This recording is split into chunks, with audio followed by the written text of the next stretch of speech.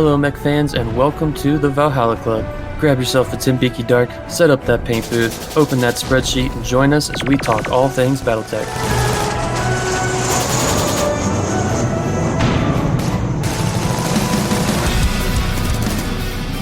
Well, welcome back to the Valhalla Club podcast. This is Dave. I'll be your bartender tonight, and I am joined by Mike, Ben, Matt, and eventually John. But we do have a guest tonight, and that is the champion of LVO's AS350 tournament, Greg W. Say hello, Greg. Good evening. Thank you for having me on. Well, tonight we're going to be going over LVO and all the fun that everybody had out there. Mike, Ben, and Matt all went to the convention, and I know they had a great time because I kept getting text messages and seeing pictures and was harassing Mike during the tournament as much as I could. But Man, I was trying to stay focused. Your scores didn't say that. We'll get to that. Whoa. Hey, if I can't make fun of Mike, who can? But anyway, let's take some time to meet the champ. Greg W., champion of LVO, crusher of dreams, and killer of Vikings. We didn't face. Calm down. Yeah, everybody else killed you. Well, Greg, thank you for coming onto the podcast. And what we do with most of our guests is we ask them a few questions about BattleTech, how you found the community, and then we'll get into LVO and your experience and everybody else's experience. And I also know that Mike did a couple of recordings with interviews of other players at the tournament, which we'll get to a little later on. So, Greg, we'll start out at the top of the list. How long have you been playing BattleTech? Yeah, so for Classic, that actually goes back a few decades. Just going to local mall gaming stores, picking up TROs, some of the basic source books back then at the time, the intro boxes of standees, that kind of stuff. Didn't necessarily have a lot of people to play with at that age, but still read those TROs cover to cover until the covers fell off or disintegrated in some cases. Alpha Strike has been a lot more recent for me. Really started picking it up when Matt started running the Battlefront events, starting with his Succession Wars back in February of this past year, 2023. Yes. So you've only been playing Alpha Strike for a year? Yes. Well, I think about 2-3 years ago, I played a demo game with someone who I had been playing Classic with on and off, and we played with the stock damage rules, and we did not like it. Quite frankly, it was a pretty negative play experience for him. So that kind of went on the back burner, but definitely took off with the multiple attack roll. Felt a lot better to play it, and yeah, I've been playing it quite a bit since February of last year. So what's your favorite faction? Federated Sons, for sure. Is that who you played at LVO? I did not. I wanted to play something very different, and I joked to Matt, our host here, before the event, that this was either going to be something horrible or it would do very well. And obviously, it kind of came down the side of doing well, but I really just wanted to play something completely out there and see how it worked, as opposed to a list I might more have normally taken, more of a attrition grind, really a high armor structure. It was definitely different than your typical Fed Sons list. That is very Yes. true. Very true. All right. So aside, was Stompy Robots what drew you to the game in the first place, or the lore? Or? Definitely in line with that. Like I said, when I started, I was picking up the TROs, and then back when there was Borders in the mall, the Clan Invasion, Stackpole novels. So yeah, just reading those intro stories, the Great Gash, things blowing up and exploding, huge battles with Comstar, all that. So not quite as old as a little bit preceding that, but definitely a very happening time in the lore with a lot of interesting things going on. And then I just loved the TROs growing up. All those little stories of that came with each mech, a description of it, just reading through and thinking about how they designed it. It was a lot of fun. Awesome. So since you have been playing Classic for a couple of decades and playing Alpha Strike for a year and then kicking everyone's ass, which one do you like better? So they both have their place. Right now, I'm going to lean on the Alpha Strike side. Classic, you cannot beat that level of intimate detail and the moments that game gives you. So it is never going to go away from me. It will always be there. When you have the crazy things that should never happen, and the game mechanically tells you what happened and why. But at the same time, when you talk about big stompy robots, what is better than a couple of big stompy robots, putting a company of big stompy robots on the table and having a great way to play that out, resolve it, and see what happens. Fantastic. Okay, Greg. Well, thank you for telling us a little bit about your background. And now it's time to get into the main metal of the podcast. And that is Colorado goes to LVO. We had, 7 players from Colorado out there? It was a big turnout for sure. I mean, you look at the sign-up list, and it felt like BattleTech or Alpha Strike is played in Southern California, Denver, and maybe Phoenix. So it was great to see so many familiar faces out there. Yeah, there were pretty good, clusters from those different places. You got some randoms from some other areas. We had people coming in from Canada. We had people coming over from New Jersey, Florida. But otherwise, yeah, definitely a large group from various areas in California, especially Southern California. But yeah, Colorado had a good presence there. I will say, I didn't face anyone from Colorado. What about you? What about everybody else? Ben? Did you face? Well, Charles. Charles. Of course. That's a storied matchup. I always play Charles. You play Charles again. 50. Yeah. Who won? Last round. I won. Hey.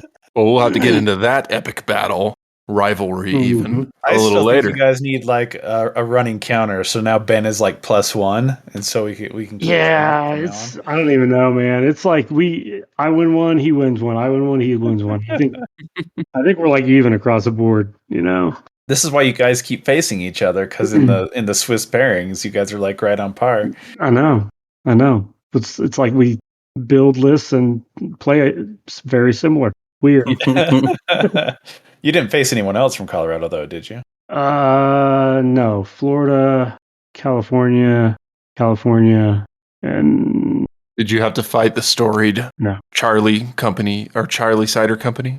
I did fight one of them. Did you win and force him to drink his product? No, it was not. It was so you had to drink the cider. Pretty.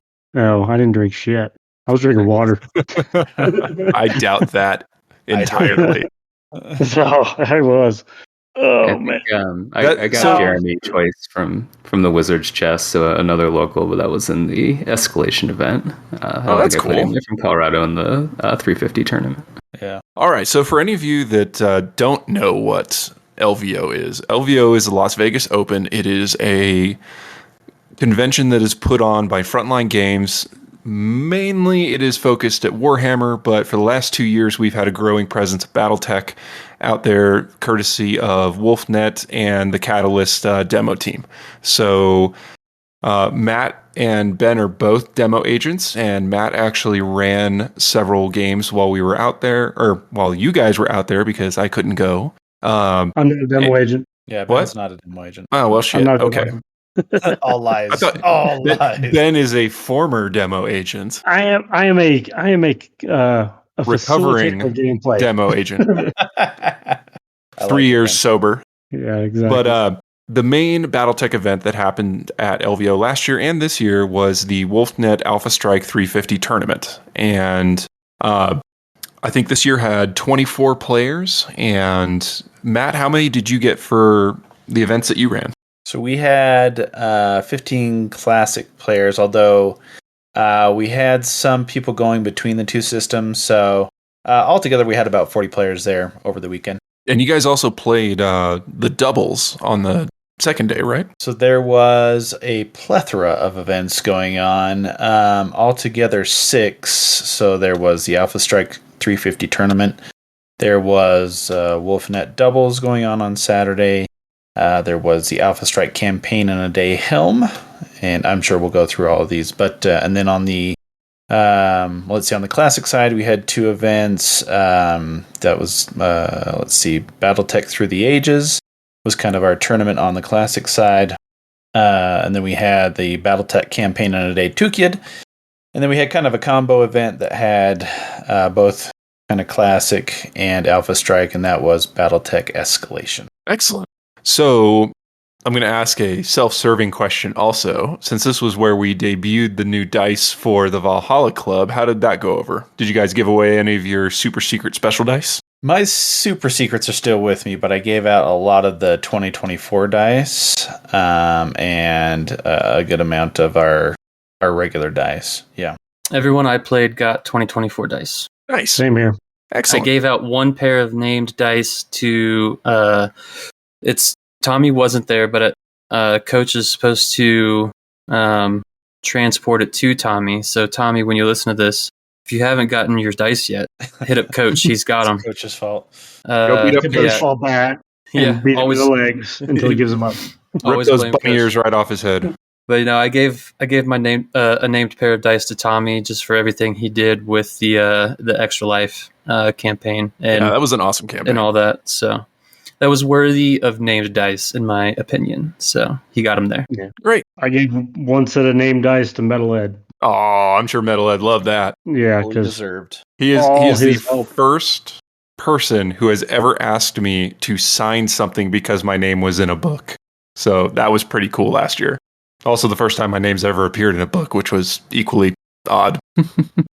But we'll get right into the Alpha Strike tournament. So this was the last tournament of the 200-point format. For anyone who follows WolfNet, you'll know that there is a new errata that is coming out that is changing the 200-point game format to a 250-point format. So, but for LVO, it was still the 200 points, and I'll let you guys take it away since you were there. We can start with what games you played. We can go round by round and just go around the horn and talk about your games.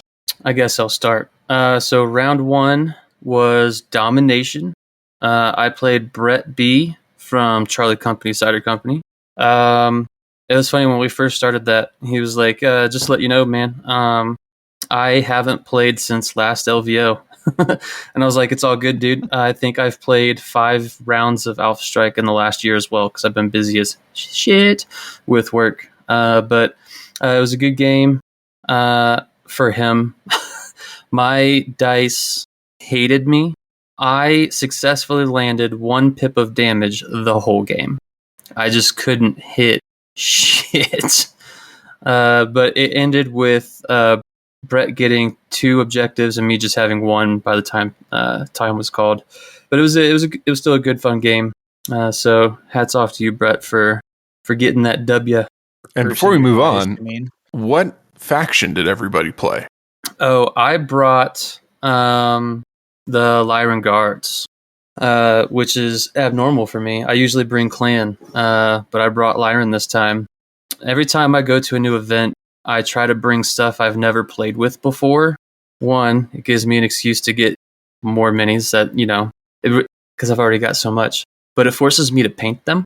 But I also like using units I haven't used before. So for this one, I had a Fenrir Battle Armor, a Grey Death Standard Suit, Locust 5W2, Uziel, Bushwhacker, what all did I bring? A Zibbler. The Uziel was fun. The Zibbler was dope. Sounds like you were a Dirty Katrina supporter. Fortunately, wrong era. She is already. I know, she's already dead. History. Yeah. The Nyx. The Nyx was a pretty clutch unit. A white, and I forget what the other one was. The white is a light that has like 4 armor, 4 structure, so nobody's ready for that. And a light battle mech, especially because it's the metal one and it's the old. It's like the old sculpt, so it's super derpy, and its legs are like needle thin. And so when you look at the stats on it, you're like, are you sure about that? The Nyx was a lot of fun. That's actually, I think it's a Blakist mech, but the Lyrans had access to it, and so that was a good mech too. But that's mostly what I brought. Oh, and a cavalry attack helicopter. That my metal one went missing, and Charles was kind enough to bring some salvage for me. It was green, so it didn't match anything else, but I had the cavalry, so that was That was nice. Thanks, Charles. That's what I brought. What about you, Ben? Davians as usual. No, I didn't have time to paint anything. Justice for Hanson's. I did Hanson's, because I painted up like 25 some units of Hanson's Rough Riders before Gen Con last year, so I just kind of revised my Gen Con list a little bit and took a bunch of stuff that I didn't use at Gen Con and threw it together at the last minute and never even tested anything, didn't break out any 200s. I just showed up with a sheet and cards and said, all right, I'll figure this shit out, so but it was what was it? It was an Atlas 8D, the TSM Atlas. He was pretty solid. A Wraith, a Hatchet Man 6D, a Cerberus, triple strength Myomer, Challenger, heavy LRM carrier, a Badger, 2 Sprint Scouts, and an Intersphere BA, and a Great Death Legion BA. So awesome. Matt, what about you? Did you play in the tournament? I had to run things 24/7, so no. I wasn't sure if you did or not. No, unfortunately, no. Unfortunately for the other players, because you had to be the balls. Would have had one more win each. So yes.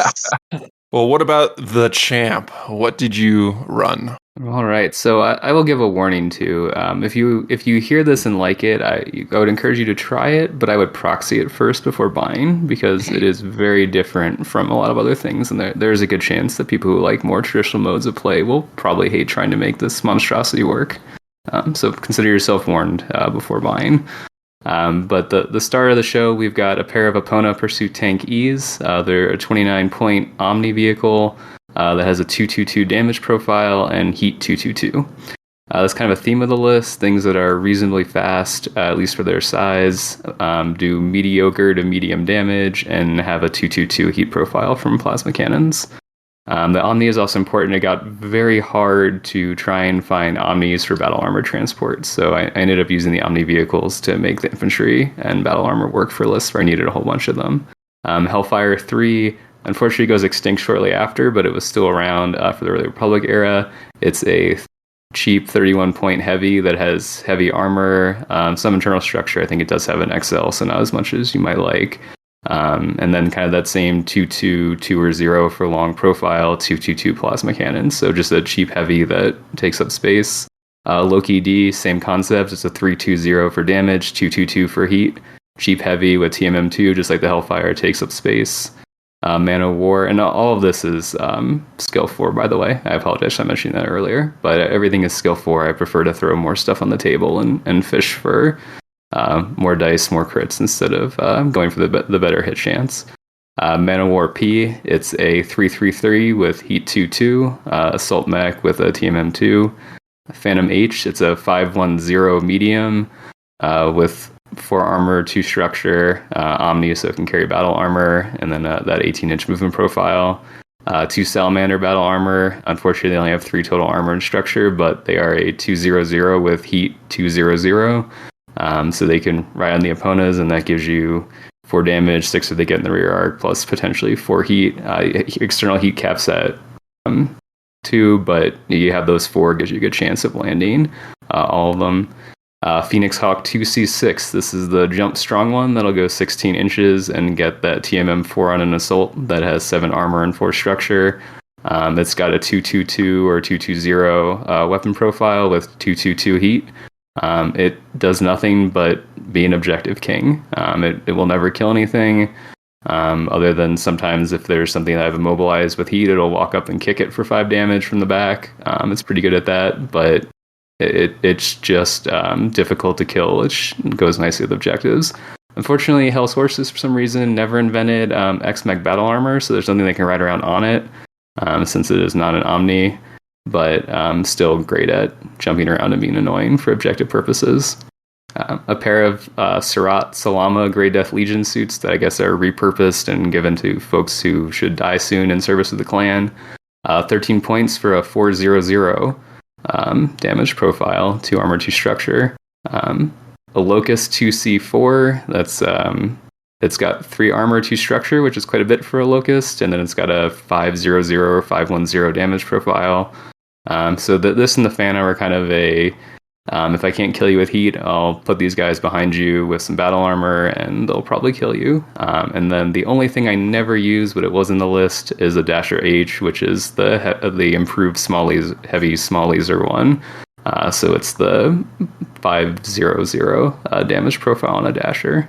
Jesus Christ. You are going to be the reason for the next rule of 2. I say Good Mario would Lord. be proud with the health, man, Yeah. because he wasn't able to God. make it this time. That sounds awful. Like that's like table flipping amounts of heat. Yeah, I would say it would appear, because when we were practicing for LVO last year and you guys brought all that heat, I was like, I fucking hate this. I hate all this heat. This is bullshit. Sounds to me like heat still might be a little OP. There's not a lot of damage in the list, so that's not going to kill you, but The heat will. Jesus. Okay, anyway, back to round 1. I mean, it shows that skill 4 is still very viable. Oh yeah, absolutely. I mean, the cost to benefit ratio of going skill 4 to skill 3 is pretty high. I think I was split about half and half ish. I mean, I haven't run percentages. I'm not a numbers person. That's probably another reason why I hate making lists. But I think I was about half at skill 3, half at skill 4. I might have had more 4s than 3s, honestly. I think I usually run just skill 4 because it's just so much. I like putting more minis on the table, and well, I don't know if I can really say that since I love the Ares. So, but you can't really put a skill 2, skill 3 Ares on the table because it takes up too much. And against Greg's list, that would be absolutely just sad face. the other anyway. core, Hmm? I'll say the other core concept of the heat is you're making your opponent make choices. Yes. People don't like making choices. No, they like following their plan to the bitter end.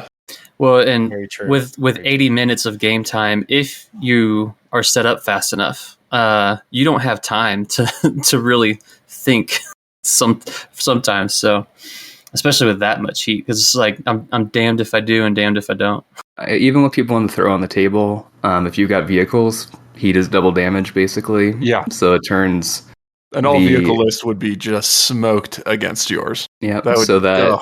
that Epona is really cheap for 29 points if it suddenly has a 444 damage profile against you. Jesus, who has the Epona? Now I gotta look up. Hell's Horses, evidently. Well, yeah, Hell's Horses.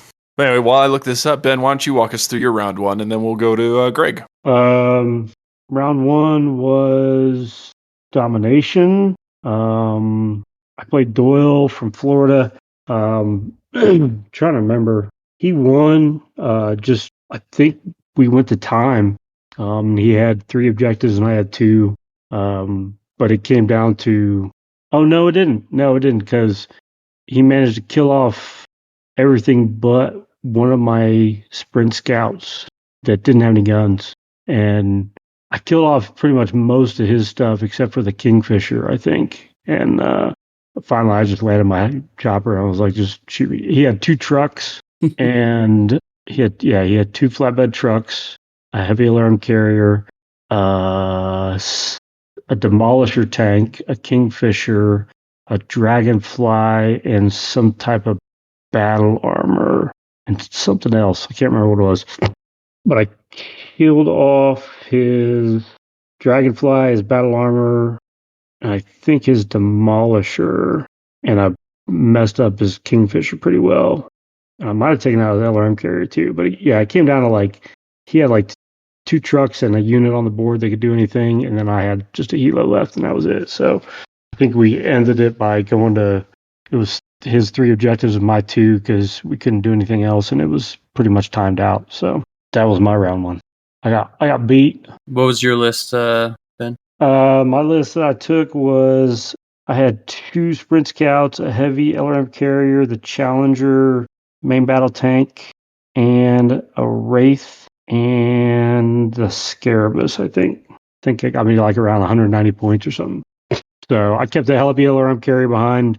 Yeah, I kept a heavy. Oh, yeah, and he had a Donar assault chopper too, because I hatched it out of the sky. That was probably my only highlight on that game. Was he pushed his Donar up to take out my heavy alarm carrier, which he did. but I pushed my Cerberus back and hatcheted it.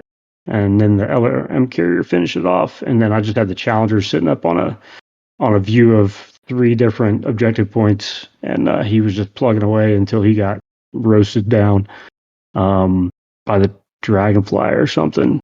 And then, or the Kingfisher. I don't know. It just, that was a haze. That game was a haze, really. But that was pretty much my round 1. All right, Greg, how about your first round? How'd that go? Yeah, so I was playing Melvin from Arizona, and he had a skill 3 Highlander, a skill 3 Longbow, a Night Sky, a Phoenix Hawk, and some Grey Death Legion armor. So as soon as I started seeing, oh good, they're skilled up, they cost a lot of points, and there's only 5 things on the table, it felt like we were going to have a good opening for this list, so I had a chance to playtest it too much.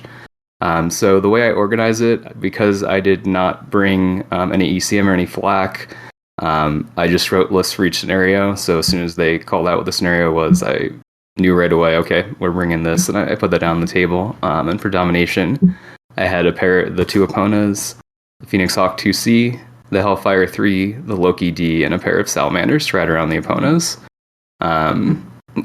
We set up terrain, so I had pretty good line of sight down the edges. He had a large mech on one of the larger mechs on each of the side objectives. So I was able to start stacking heat pretty quickly on those, while the opponents raced up, dropped the infantry on to either finish them off or keep them disabled and locked down. And the rest of my list was just able to chip away at everything else until there was not too much left standing, and I got a 4-0 on that one. I think it was towards time. The first 2 rounds were a little bit slow because I was playing newer players, but most of the games after that finished 30 to 40-ish minutes left over in the round. It was pretty quick. Jesus, brutal. Well, we can just quickly go through the rest of the rounds. It was a 4-round tournament, or was it 5? 5, yeah. Oh, geez, okay. Well, Mike, how about your second game? So for my second round, I played Rob the Claw. That round was bunkers. We had a pretty even match throughout. We tied on objectives. We each destroyed 1 bunker. And I did an additional 7 damage to a bunker number 2. So that got me a W. However, and I didn't realize this till after the tournament was over, it got logged in Cryodex as a loss. So I'm not quite sure what happened there. My assumption is when Andrew was looking at the scorecard, I had win marked down for myself, but he probably looked at the MOV because I had more of my stuff was killed. He probably looked at the MOV and just gave it to Rob. But the objectives, I got that W, so I should have been higher than 17. I should have been at least 12. But that's my notes, at least. But no, it was a great game. Rob was a lot of fun to play. But yeah, it was a super good, even match throughout. Excellent. Ben, how about you? Was that the second game? Yep. Yeah, bunkers. Oh, yeah, bunkers. Yeah, bunkers, I played Justin. He was a newer player, so it was a learning game. Hell, we pretty much stopped playing at one point, and we're just sitting there chit-chatting about our lives and stuff for a little while. And then we were like, oh, shit, we got to finish this off. So I ended up winning 3 objectives to 0. Yeah, because he pretty much went on the defensive. He only had 5 units, I think. He had an Atlas, a Warhammer, a Wolverine, and something fast. I can't remember what it was. But he didn't have any battle armor or vehicles in his list because he was a newer player, you know. And so, like I said, it was more of a learning game, and I was not trying to abuse the new player kind of tactic. So, and it was kind of neat because I took an Atlas as well, so we kind of sparred out with the Atlases, and then some little Atlas on Atlas love that we were doing, and I ended up getting battle armor into 2 of the bunkers and killing those bunkers, and then I did some damage to a 3rd bunker. But when we called the game, I didn't realize I was 1 point shy of doing enough damage to the bunker to get the objective. So, it is what it is. Yeah. But Yeah, it was a good game. I think Justin learned a lot, and we talked a lot about list building and the different scenarios and balancing things. So That's great. hopefully he'll get some good info from that and use it to his advantage next time. It's always cool to see new players come out to a tournament. Yeah, definitely. I think more than half the crowd was all new players, Well, or it was about half. On the AS350 side, it was definitely more new player heavy for sure. Yeah, it definitely was. Greg, how about you? How did your second game end up? Deep fried and barbecued? So I played a gentleman, Steve, from Texas, I believe, who had the misfortune of having won his first game as first round as a newer player. So he got me for the second. For that round, I was playing with the Man o' War P, so it could carry some infantry around, the Locust 2C, the Phantom H to carry some infantry, the two Eponas, and then one Salamander Battle Armor, and two of the Surats. And he was playing a Jade Falcon list that had a Grendel, a Cougar, a Nova, and a couple of other bigger, more scaled up units. So because he didn't really have any battle armor, I don't think he quite understood the rules when he was selecting what he wanted to play with. He was a little bit on the back foot to begin with. He did get a Grendel into my deployment zone and got a point off of that. So ended up being a 4-1 game instead of 4-0 like the first round. But it was not a great experience for him as he figured out why he was struggling from the list perspective. Well, hopefully he walked away learning something. I mean, tournaments are hard. It's a tournament. You're going to run into people that have just lists that you're not prepared for. It was the second time I had played bunkers, and I totally whiffed on the first one from not knowing how it works. So I understand what he was going through. Yeah, you learn real quick that infantry are important. Or to not let Mike shoot your bunkers. We talked a lot about this just among the TOs and other people, is just how much you learn in your first tournament and just how much it kind of sets you up for success in your second one. So it's definitely, I hope everyone kind of walked away, all the newer players kind of walked away with a better understanding, but also enthusiastic to come back and try something different now that they've kind of gained a little bit more experience. Because I was the same way, walking into my first AS350 tournament. It was kind of like, I don't know what I'm doing, and it's obvious. But with help, that's a great thing, is all the other players are there willing to help you. So that's this great thing about what our community does at these events. Definitely. All right, Mike. So walk us through round 3, 4, and 5 for you. All right. So round 3, I played Lucas. That was Hold the Line. That one was pretty wild. I ended up winning that one. I sprinted at one point. I sprinted my Locust, and it's the 5W2, so it's already fast as shit. But I YOLO'd it straight down the center to put it on the center point, which is worth 2 objective points, directly in front of his longbow that was rocking 2 arty tubes, and he had a pair of battle armor sitting on the side objective pieces, and then a couple of what were they? Peregrine, something like that. So his mistake there was, I guess, falling for the bait. So not necessarily falling for the bait, because he was a newer player also. He jumped them back instead of walking them back. And as anyone that's played Alpha Strike knows, when you jump, that makes it much harder for you to shoot. And so since he jumped them back, even though they're in short range, with my high TMM, I think his skill 4 and then his jump, he missed everything from those. So the Locust survived, and then he used one of the battle armor to spot it, and for the artillery, the first hit. So that Locust has 3 total pips, 2 armor, 1 structure. I think it was 2 armor, 1 structure. And the first one hit. So he just needed to hit with the second one. And I was 5 inches in front of his longbow. The second one missed, and through the new margin of failure drifting, it didn't drift far. But the direction was straight back. So he arrow-forward his own longbow in the face. Oh, no. The one that shot it. So the Locust survived, got the objective point. It wasn't supposed to survive. That was the story of my entire, what the fuck? I think I posted a photo of it somewhere. There's no context with it, but it was surrounded. It wasn't supposed to survive. It did. So that was wild. But I ended up getting the W on that one. I didn't write down on my little notes here the total objective points between the two of us, but that was a lot of fun. So that was my round 3. Round 4 was against Travis. We played Headhunter.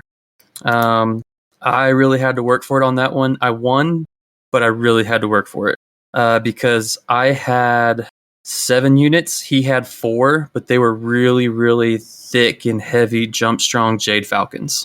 Like he brought 1 assault, 2 heavies, and 1 light versus my very fast and squishy Lyrans. We ended up tying objectives. I only won by MOV on that one. So that was a lot of fun. That was just a lot of calculated maneuvering. That was the only reason I was able to come out on that, because he had a shit ton of firepower and a shit ton of health. So that was a game of maneuvering, and it worked out. Round 5, I played against Doyle. It was King of the Hill. Ben knows how I play King of the Hill. You just everybody straight to it, and it's a bloodbath.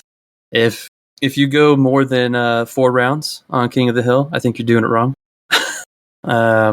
So we were done pretty quick. I was screwed from the get-go on that one. He had a Kingfisher, 2 Demolishers, 2 flatbed trucks, an R10, or was it R10 or R30? I can't remember. A Jump Strong Viper and a Jump Strong Spider. So I could not compete with the weight, because between the Demolishers, the Kingfisher, and even his late Jumpy Boys, I just could not keep up. But yeah, so all I could do was try and go for MOV. I focused down the Kingfisher and one of the Demolishers, but that is all I was able to do. I got smoked real fast on that. So we only went 4 rounds, but it was a solid King of the Hill game. So that was the rest of my events. But yeah. Ben, how about you? How'd the rest of the tournament go? It went pretty good. Round 3 was hold the line with Paolo, and Paolo was at the I tournament recall had a last year. beautiful army. Yeah, he had a good looking army. He had what did he have? He had a Cyclops, a Locust, a fast moving Locust, 2 fast moving hovercraft, it was a Capellan army. That's right, because he had some like a Shin Li, I think it was, and another Capellan mech, and I can't remember what it is. But I took my Atlas, Wraith, Challenger, and Hatchet Man, I think. I went heavy on mechs on that one, and it worked out pretty well. He pushed all his fast up one flank, and they tried to come into the objective area with the Challenger, who's throwing 6 dice at short range, or 6 dice at medium range and 5 dice at short range on a turret, and he got pretty beat up there. And then and the Cerberus. I also took the Cerberus in, and he was my objective guy.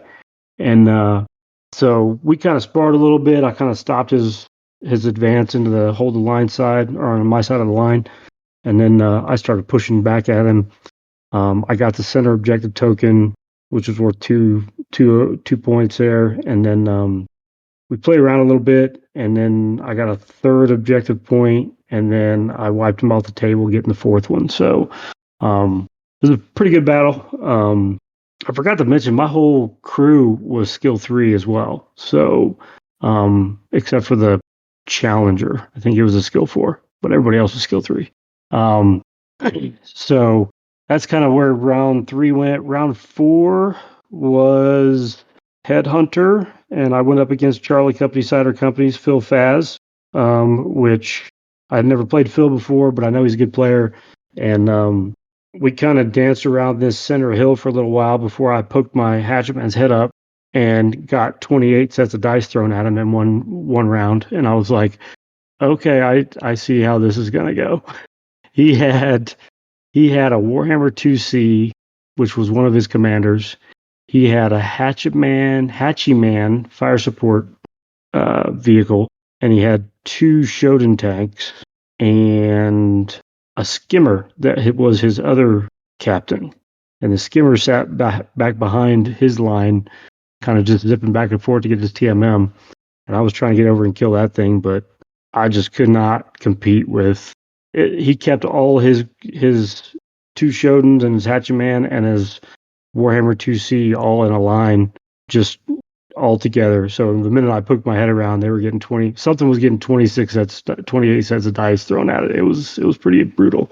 And he ended up killing one captain, getting that token, killing the second captain, and then wiping me off the board at the same time. So he beat me 4-0 on that one. And then of course the last round was played against the esteemed Charles Gideon.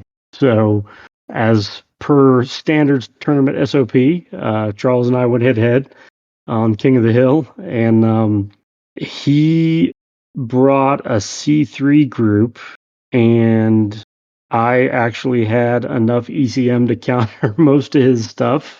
We were actually even on it, so he had all his stuff set to ECCM, and so I think the first turn was like null, and then I killed one of his C3 units, so that put the ECM bubble in my favor, and all my ECM was on fast moving stuff. And then I ran over and chopped his little skulker with the C3 Master with my Cerberus, and then it pretty much spelled the end for Charles on that one. So I ended up winning just off of points because I had the most weight in the circle, and but as always, we had a pretty good game. So that was my round 5. Were there any Bachals involved in this year's LVO for you? No, nobody threw one out there to change factions for another year. So John is officially loose from his Bachal. The bond cord hath been cut. The bond cord has been cut, so he can go back to being a Jade Falcon again, like the loser he is. Gross. Not my con. Yeah. I forgot to mention for Headhunter, for my Headhunter, I had the white as a commander, and then the cavalry VTOL as a commander. That's just mean. Yeah. Well, I mean, the white, and it's a TMM2, but it's a fat light, and then the cav is just fast and hard to hit with that TMM4 +1 for airborne. So. I mean, I guess I'm not one that can squishy. complain. I can't complain about how people play that game mode. No, you can't. Which is why there's a new rule for it. I'm not a fan of picking those types of commanders. So actually, we played a similar thing on the classic side, but I think I'll suggest that the same is where it's your top 2 most costly units are automatically your commanders, instead of like, I get to pick this little dude that you'll never be able to get ever, right? So that's fair. None of this, I get to zip around in a little tiny hover car. Yeah, because no one gets to ever shoot you. So then my Uziel would have been a commander for sure, because it was on the field. I don't know what my other one would have been. Yeah. I don't know if I had the Zibbler that round. I feel Matt's still a little bitter about last LVO with Phil. Yeah, well, that played into it. I'll say that. When you hide your 2 little infantry behind giant buildings, you have to make a new rule because of it. Anyway, yeah. But beyond that, just like when I hear, he was in the zippy little car, or he was in a VTOL that just flew, around everywhere. So hey, he's surveying. He's just circulating the battlefield. I had to be so careful with that cavalry helicopter, because one of those massive Jade Falcon mechs, and it was like the mini was actually huge. I can't remember which mech it was. I think it was a 90 tonner, but it had flak, so I had to be really careful. Like I said, it was that was a game of maneuvering for me. It was a lot of work. Ultimately, it was the terrain setup that won me the game. Ultimately, I think in that game it often does. So. And Greg, how did your last 3 games go? Yeah, so just to clarify too, since this was a theme for the entire weekend, not everyone is not my con. There are those of us who appreciate Malvina, and and enjoy her Well- story arc. I will leave it at that. Appreciated her in the fact that she's That's a pretty hot dead, take. or appreciated the fact that she was a psychopath? Just a wonderful con and a kindred crazy cat person. But for One way of describing her. for round 3, I had a sort of mirror against another Clan Hill Sources player, Jonathan from Florida. So that was for Hold the Line. I dropped a pair of the opponent E's, the Phoenix Hawk 2C6, the Loki 3, the Loki D, the Hellfire 3, and a pair of Salamanders on the opponents. They had a pair of opponents as well, the 4 damage variant, a pair of R10 ICVs, Cougar and a Summoner. It went pretty quickly. Whenever the mechs popped out, they got heat locked, and the vehicles just exploded to fire, particularly when, if I got an opponent and a Salamander in the rear arc while they were trying to capture one of my tokens, it was not a good story. So that I just about tabled them and lost 1 battle armor in return. And I believe the final score was 4-0. That might have been 4-1. Either way, it was another pretty convincing win. Round 4 was, interestingly enough, by far the closest round of the day for me. I was playing Brett, who does not have a city of origin listed in the player sign-up, but he was running a DCMS list out of Kurita that included a Cyclops, a Warhammer 2C, a Goblin, a Zukov, a Phoenix Hawk, and a tier infantry support vehicle. And I guess there's a Kurita-specific variant that he was using for the command units. So I had a Phoenix Hawk 2C6, the Man-O-War P, the pair of Eponas, a Locust 2C4, and I went with 2 Surat Salama suits. I needed the cheaper ones to fit in the points and wanted some raw damage just to finish anything off that needed to die at close range. So we both picked our biggest units. So the Phoenix Hawk and the Man-O-War were my command units, and then the Cyclops and the Warhammer 2C were his. I had some good fortune in this game in the sense that, so if you're colorblind, check whether the templates are green or brown. I'd only played with green templates for Forest, and I missed that on this table they were brown for Mud, and almost hurt myself really badly when we were setting up terrain, and taking the first couple turns when I thought I had Forest for some additional target number protection, and it didn't quite work out like that.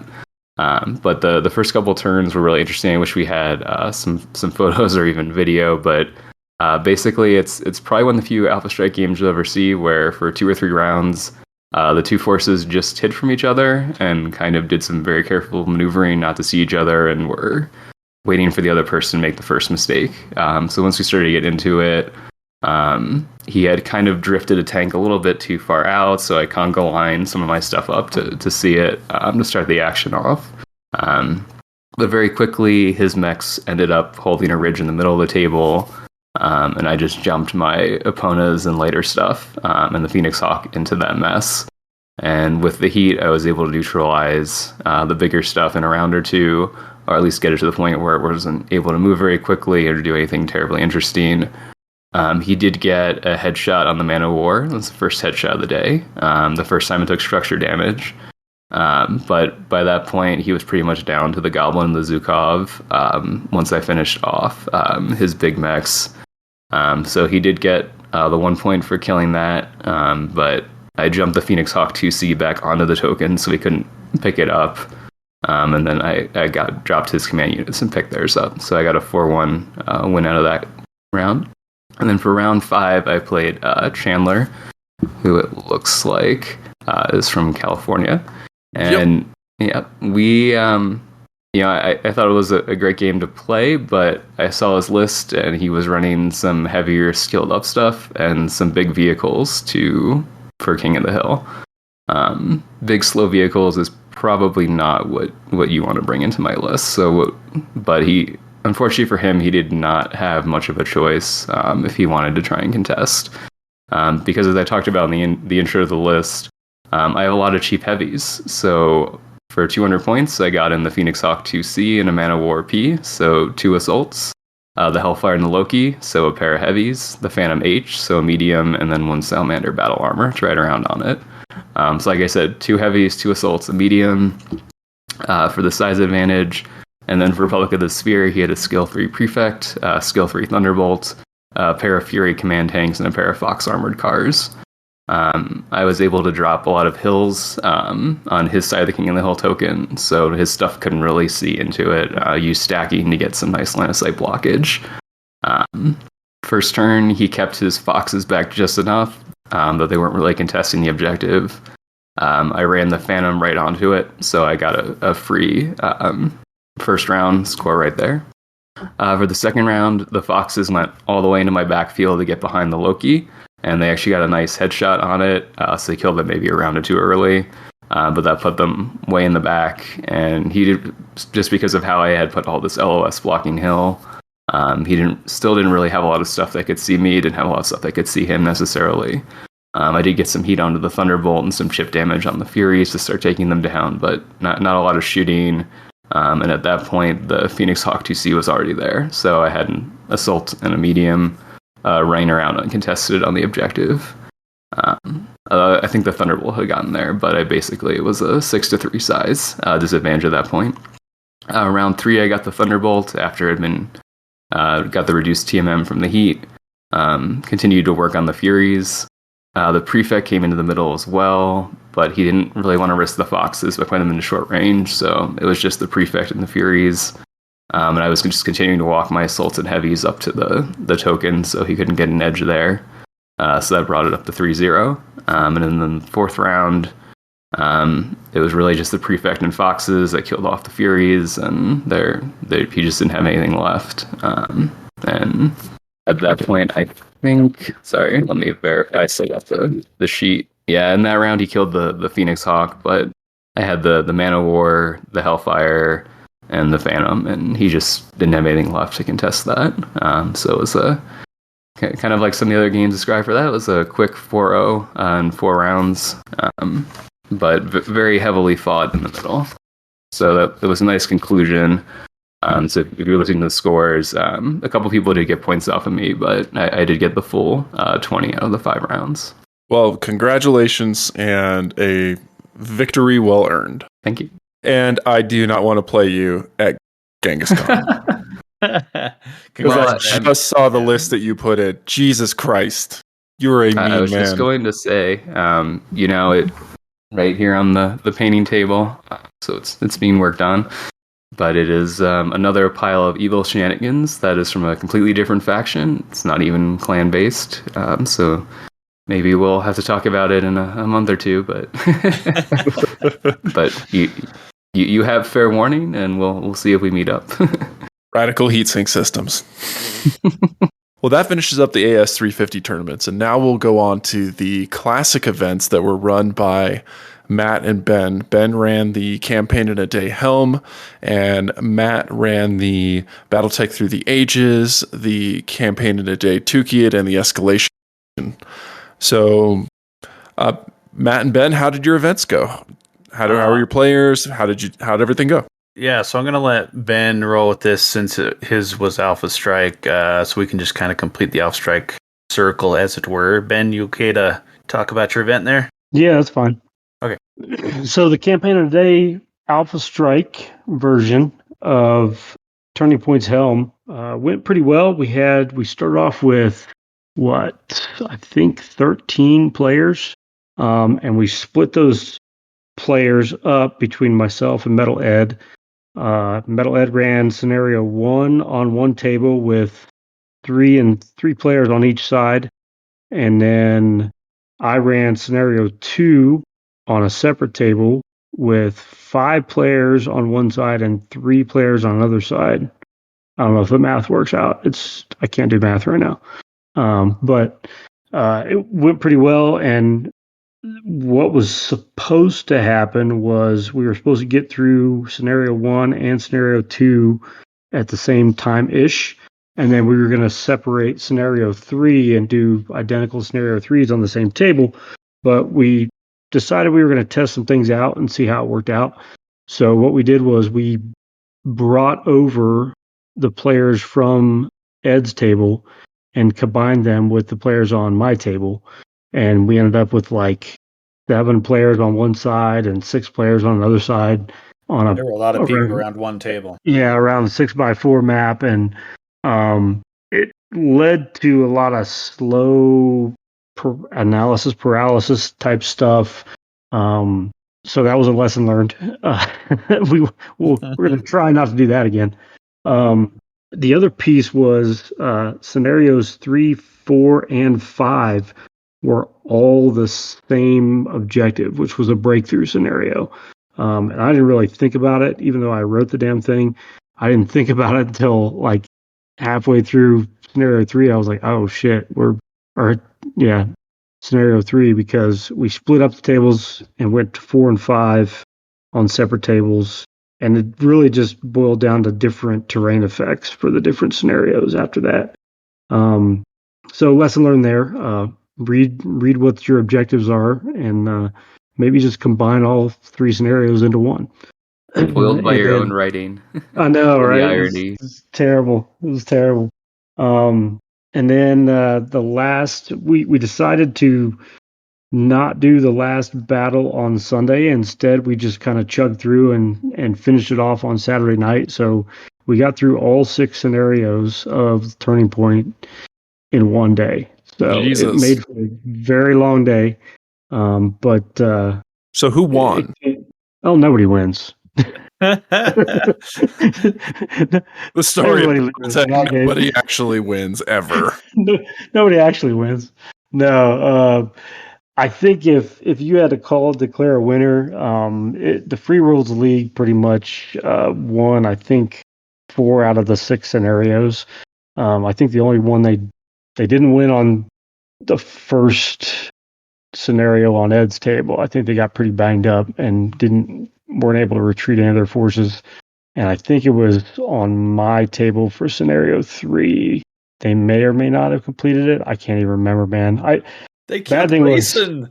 And that was the thing, man. They killed off McCall in the very first scenario. They killed off like Grayson in 2 scenarios. They killed McCall's mech several more times. A lot of the named units in that Turning Points. It's really hard when your rifleman doesn't have plot armor. Yeah, I know. And we probably should have given the Grey Death a lot more edge tokens to use. But I mean, it was a long day, and you could tell by the end people were just kind of getting a little tired and like, let's just get this over with kind of thing. Kind of how I felt last year at the end of the Alpha Strike tournament. Yeah, it's a long day, and it didn't help that I picked up something on Friday sickness wise, and it was starting to set in on me on Saturday, and I was like freaking wasted as it was from sickness. I didn't even drink. Sure. Thing.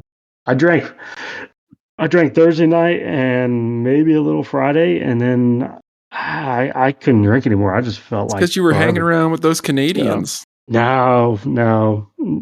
Metal Ed brought the Great White North sickness. I don't know what he didn't bring that. I think it was somewhere else. I don't know who had it, but I picked probably it up. The airport. No, that was me and Charles driving over the mountains to go get Matt. So it was Charles's fault. That's what I hear. You heard it here first, folks. Charles got me tried to contaminate Ben with biological warfare. No, he didn't do that, man. He was solid. He had to try and get that win, man. He had to share our near-death experience going through the Rockies in a whiteout. So Jesus, that was a fun. So not as easy a drive as you had last year. Definitely not. Always go south. Yeah. But we had to go to Grand Junction to pick up Matt. That's right. You got to come get me. So we had no options. So it was pretty sketch. There was a good 30 seconds to a minute where I looked at Charles like, I don't know where the road's at anymore. I hope we're on it. Great. There was no tail lights. There was no headlights. There was no lights. Just white. Excellent. So it was fun. But campaign today, there was some lessons learned that I know I pushed over to the CDT guys so that they could kind of take that for what it was and maybe recreate that somewhere else at a different con if they wanted to. But all in all, everybody, I think, had a good time. We gave out a lot of prizes and stuff. There was a quiz involved. If you answered the questions on the quiz, it puts you in the running for a EGL Iron Winds Metals Marauder Oh, nice. for the top winner. And if you didn't get them right, then you had to get the book, right? the lowest score got a copy of Price of Glory that they need to probably read to answer some of those questions. Who was that, Ben? I can't remember. Who was that? Oh, that would be the lovely Mr. Chandler Redler. Oh, Chandler doesn't know his lore. Hell, I probably would have done better on that quiz than. Do you remember any of the questions? Let's find out if I'm better than Chandler. Oh, geez. I mean, I got a copy of the quiz somewhere. I'll put it in the chat. You can answer it, and I'll let you know. Okay. But yeah, I think it went well. The interesting thing about running a campaign with Alpha Strike is I think you can do more stuff on the board. It's been a long time since I ran a game that big. So some of my lessons learned from way back when didn't come to the surface until after the fact. And I was like, oh shit, I probably should have done that this time. So, well, maybe we can have you run the campaign in a day at the Battle for the Sphere this year. That's a possibility. We'll see where we're at. I mean, I got all the units, I got to use them now. Yeah, seriously, you got to run this thing everywhere. I just don't know if he wants to be that emotionally and mentally taxed again. That's fair. Why don't I get sick again? Yeah, that doesn't help. Yeah. Well, we'll just get a copy of it, and we'll have you sign it as the prize for somebody to win. Yeah, there you go. Yeah, sure. Yeah, but that was it, man. I think everybody had a good time and good feedback from everybody. It was basically just like not playtesting because we playtested the scenarios, but we didn't really think about it as far as a one-day event kind of thing. So it was a good test to see where to go from organizational standpoint. So that's all I got on campaigning today. Cool. Well, Matt, how about your events? Yeah, so I'll run through the 3 events that I ran over the weekend. You were a busy dude, man. I was slightly busy, because I ran 1 on Friday and then 2 on Saturday and then the end of 1 on Sunday. So yeah, it was just a little bit running around. But Friday we had the classic BattleTech tournament, and that was BattleTech Through the Ages. So just a brief synopsis is basically you start with the force in the late succession wars. I think it was like you had 6K or 6.5K BV to build it up, and there's a bunch of restrictions. It was faction and era restricted, and there were some other things. But one of the things that we had was the scorecard wasn't just like a win-loss thing. There were ways to get points from a variety of different things. So you could get points for basically building non-cheese builds. So that was like there were different achievements, and that achievement was lactose intolerant. And so there were varying levels of it. Like if you didn't take very many, clan large pulse lasers or Gauss rifles or whatever it was. Basically, it was a way for us not to restrict things directly, but to give points for people that didn't make cheesy builds. So going the positive route rather than the negative route. Anyhow, so with that all being said, you started with your force in the succession wars, and then there were 4 rounds played. Each round was played in a different era. You started in succession wars. We went to Civil War after that, and then Jihad, and then Il-Clan. So you would play a different opponent on a different mat on all of those, and each one had different objectives. So for round 1, and this was in the succession wars, we played, and let me pull it up here. So we played what's called Pop Goes the Weasel. This is actually just, some places call it cut off the head or whatnot. It's just kill the commanders, and each side has 2 commanders, and they are, the first commander is the highest BV unit.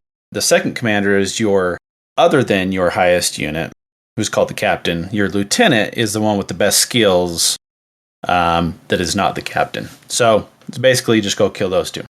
And we had, it was a pretty good round, but the one that came away with the most points was Jesty. He came away with 19 points on that one. The next round was called Death Race Relay.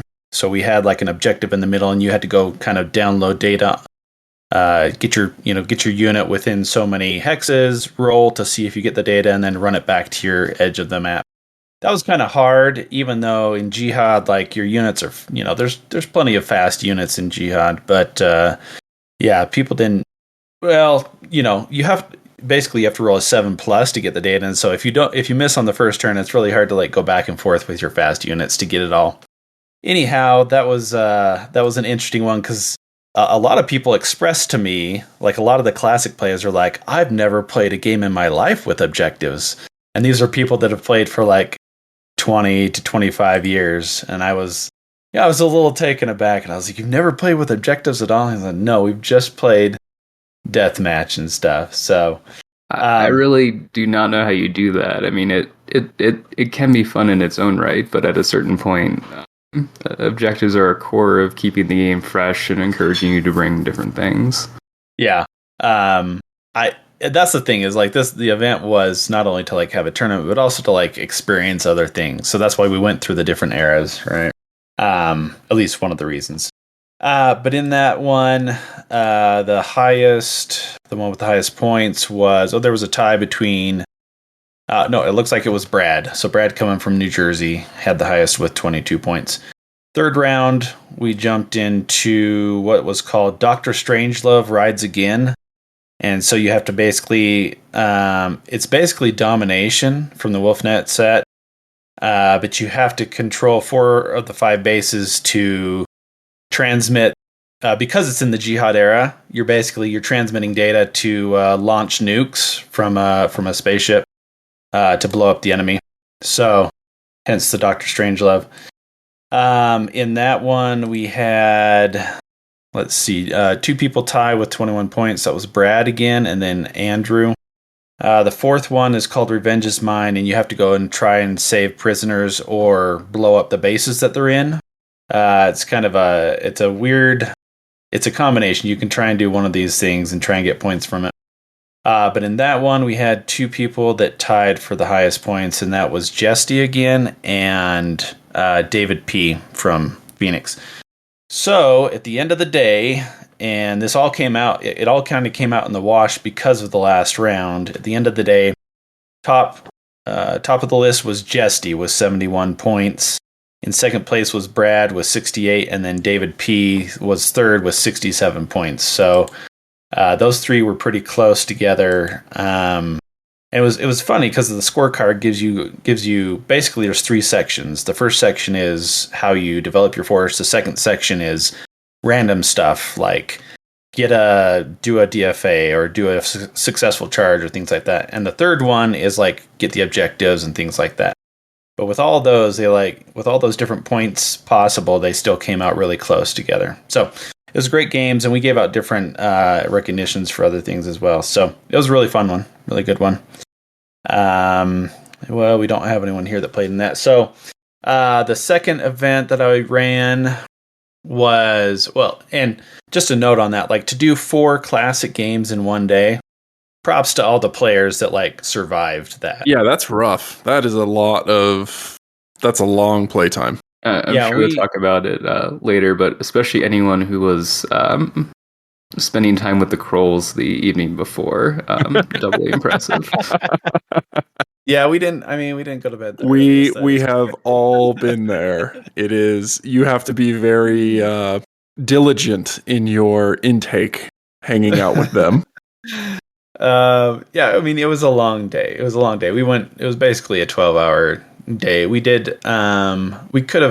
There are some things we could do to slim it down, but it was basically each game was 2.5 hours. So that's still pretty fast for classic. It was, and we pushed them, especially the second mission, like gets you ready to like go faster each other round. So it was good. It was good. The players really responded. So by the end of the day, they were ripping through rounds. That was really good. The second event, so on Saturday, we did the campaign in a day 2 kid. And we had about half the classic players participate in that, and then half do escalation. So with 2 kid, it was basically just missions from the 2 kid source manual, and I adapted them a little bit to kind of just the circumstances that we had where we were still trying to play within a certain time limit. because some of the missions aren't designed for like quick play. And they have some things that we just basically, instead of like having a force walk up into a city, we just put them in the city. Things like that. So it was just basically Comstar versus clans, and the clan players were mostly Ghost Bear. That was like throughout all the classic events, mostly Ghost Bear for the clans. I think it was all Ghost Bear, except for 2. So I guess everyone loves Ghost Bear at LVO. I don't know. Interesting. Anyhow, the clans took 2 kid in the event. So no. everything, all the histories were getting changed at LVO. That's what I ran into. You're just forming new branches on the timeline so that we can go into some multiverse shenanigans. Exactly. But it was really fun. The players enjoyed it. It was the campaign in a day aspect. There were 2 aspects to that. Between rounds, players could repair and reload. So we had like a very slimmed down like repair thing, like 1 point for external armor in one section, 2 points for internal, things like that. So it's pretty basic and made it quick. And they had different so the damage didn't go away between rounds, and then they had like different BV limits for each round. So it was a little bit of pick and choose and then repair. So yeah, it was fun. The third event was BattleTech Escalation, and this was kind of like my like mad scientist like semi-grand scheme type of thing, where we started off, and Greg participated in this one, so he'll be able to tell you a little bit about what he liked about it or not. But I'll just kind of run through what it was. So it was basically, you start off with 2 rounds of Solaris battles, and you start off with, your first round was just 1 unit, your second round was 2 units. And those Solaris battles were pretty crazy, pretty fun. And then after that, you moved up to play just kind of normal classic BattleTech for 2 rounds. And then the last 2 rounds were Alpha Strike. And each one was in a different era. So we went all the way from Succession Wars all the way up to Il Clan. That's six different eras. And in each one, you got incrementally more units and BV/PV. So it kind of built up, hence the escalation. Greg, what did you think of Escalation? You can, whatever you want to say. So I believe you ran. Well, I think we just did Alpha Strike for that one. That was the escalation event at Tacticon, so that wasn't quite the multi-format, but it was a preview of the concept of we're going to have several rounds, and each round you're going to build up a little bit, and we are going to advance the timeline. I think it is a very different approach forced on the player to what I'm going to bring, particularly because you really have to almost backward engineer the list. So instead of going, well, I want to start with X, you have to say to yourself, no, I want to finish with Y. And knowing what I want to finish with, how do I try and force it back into what my faction had continuous access? Because I didn't mention that, but you had to keep all of your previous eras chassis, at least. You could do different variants and stuff and different pilots, but you had to keep the same chassis. Like Greg is saying, you kind of have to reverse engineer it for a lot of it. Yeah, so go ahead.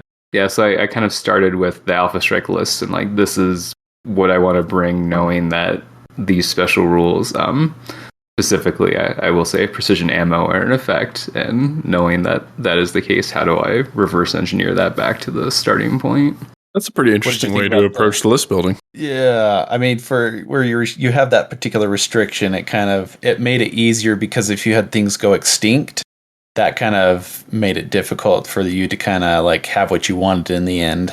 But what did you think about like the event in total, Greg? Yeah, I mean, I enjoyed it when you ran at Tacticon, and I really enjoyed it here as well. Particularly, I did like adding the multi-format, so you had to play between different ways.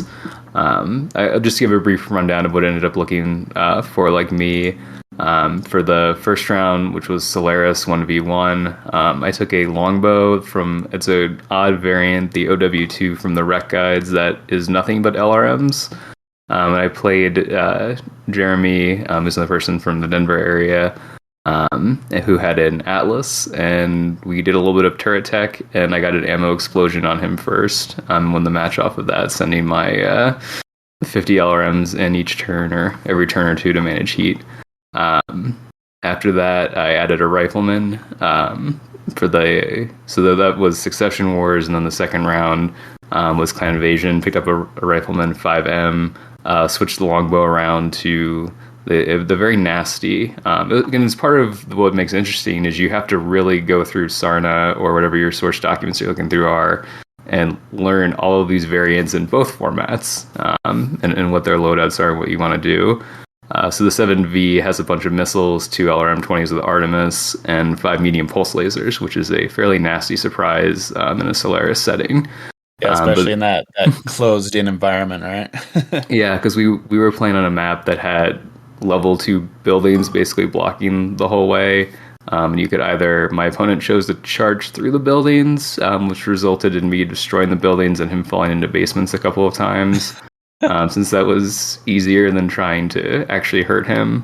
Particularly, so Matt had decks of cards for the Solaris rounds that you would deal out to each mech for different effects, and we had a couple of rounds where the turrets in our arena just went nuts. One of them critted his Wolverine's head for double sensor hits. So it wasn't dead. That's gotta be bad feels. But it was a little bit out of the fight.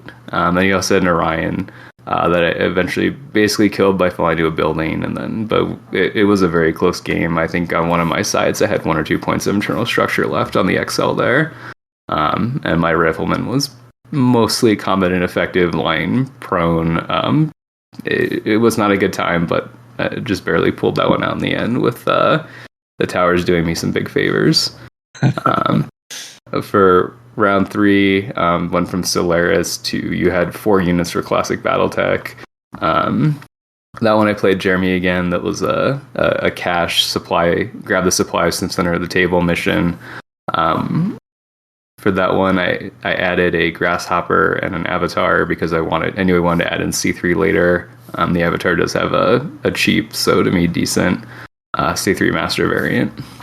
But unfortunately for me, the mission was grab things in the middle of the table and get back quickly. And his list had grown to include a Wraith and a Phoenix Hawk. So we did fight out to time to a draw, which was better than I was expecting to do after the first few rounds. Yeah, some of the missions, like, if you had brought a somewhat of a specialized list, it'd be more difficult if you didn't have like at least 1 or 2 units that kind of had, were either fast or were chunky or something like that. So yeah, I really needed to have worked in a Locust earlier than Alpha, but lessons learned I had to do. So I mean, that's part of it though. Challenges your list building in different formats.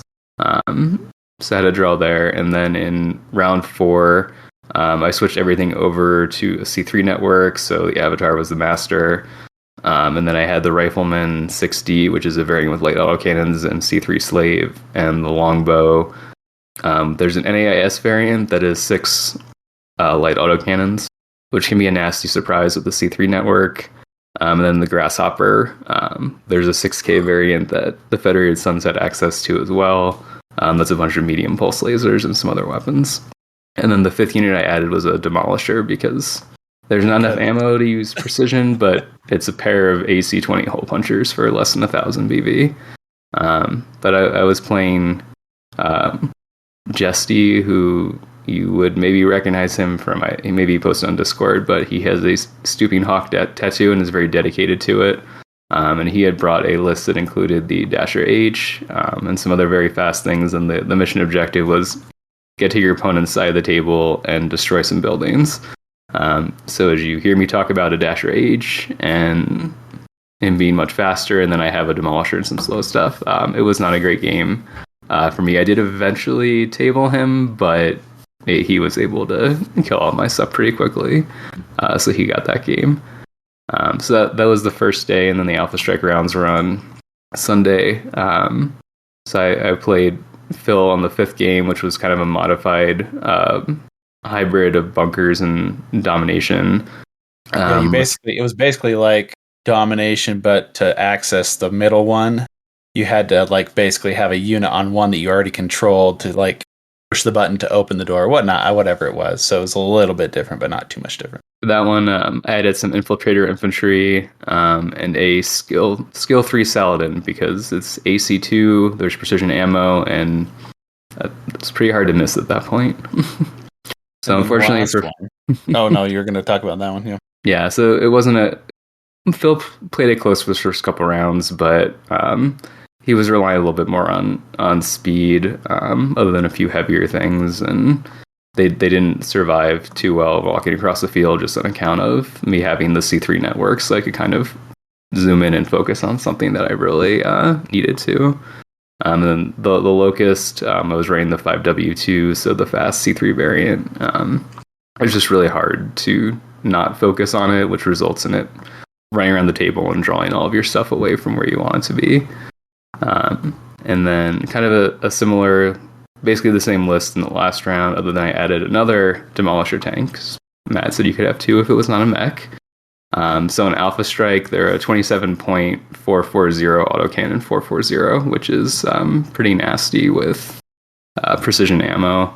And then I added a Fox armored car as well, just to get some more counter ECM if I needed to protect anything. And that mission, you kind of had to walk your forces up. You couldn't sit in the back. It was to the death, but each round there was an artillery curtain that advanced 2 inches and would automatically hit you for 2 damage if you were in it. So my opponent in that round was the same gentleman from round 2.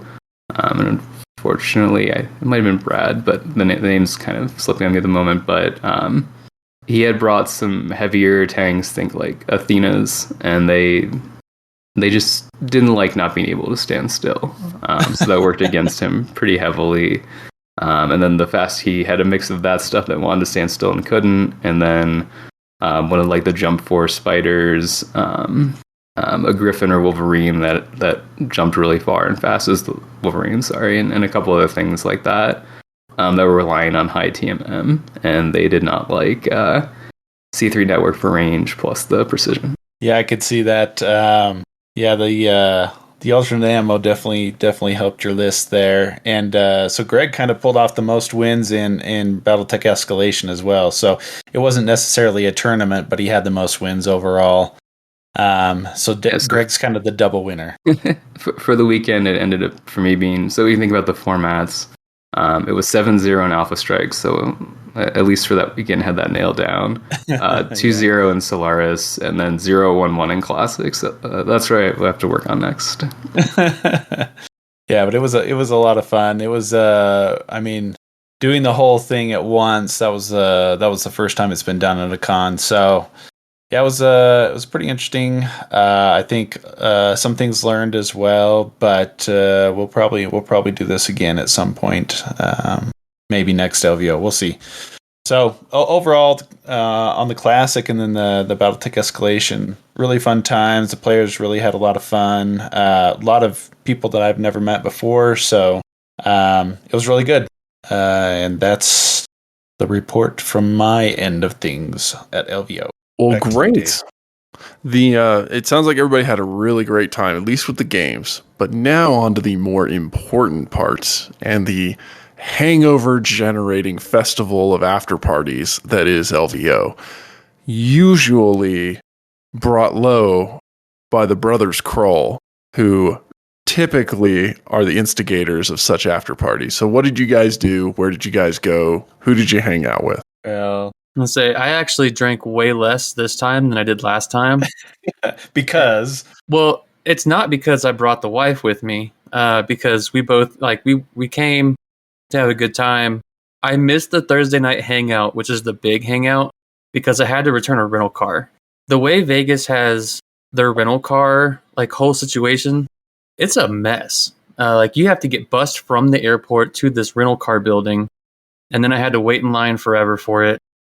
We rented the car for just one day so we could go down to Death Valley.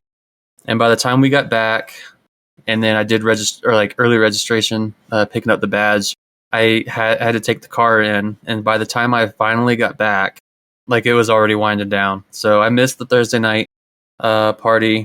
I think I drank the most on Saturday. I drank a little bit, of course, Friday night.